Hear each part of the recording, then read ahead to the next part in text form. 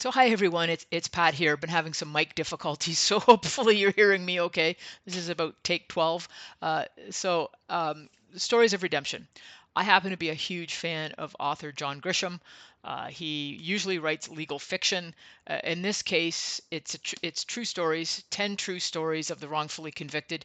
He co-authored it with Jim McCloskey, who happens to run a ministry, whose the focus of the ministry is getting those out of prison who have been wrongfully accused. It's a wonderful, wonderful book, although very, very hard to read.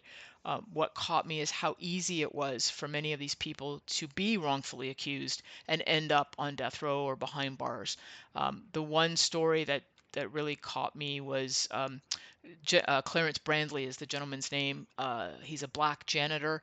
Happened to be 120 miles away from the crime scene at the time of the crime, but that still didn't convince a white jury, an all-white jury, of his innocence.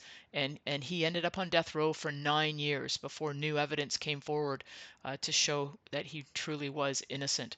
So a hard book to read from the standpoint of how easy it was to find yourself in trouble, a wonderful book to read in terms of stories of redemption and the wonderful ministry that Jim McCloskey runs to help these people.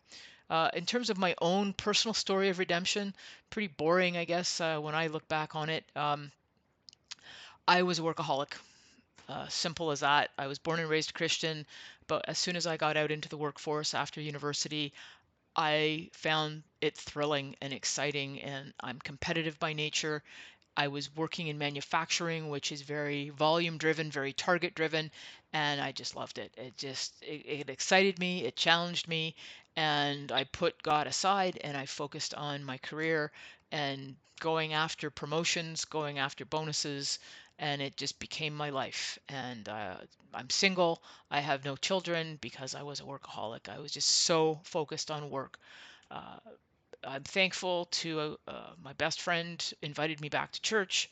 At that point, I could feel God working in my life, but it became, I guess, Pentecost Sunday, 2014, where I can actually recall that moment where God really spoke to me in church that day. I knew He'd been working up to that point, but that day in church, that was when I really changed my life, stopped the long hours, stopped going crazily after meaningless goals, reintroduced myself to Jesus, discovered the Holy Spirit, and really found redemption through God. So, and that's where, you know, in that time of redemption and in that time of being integrated into my church family and back into my life of faith, um, and I continue to see God consistently repeating those acts of redemption in that same behavior, in that same way that He did in Exodus. I see that in my life on a regular basis. So that's my story. Looking forward to the discussion. Have a great day, everyone.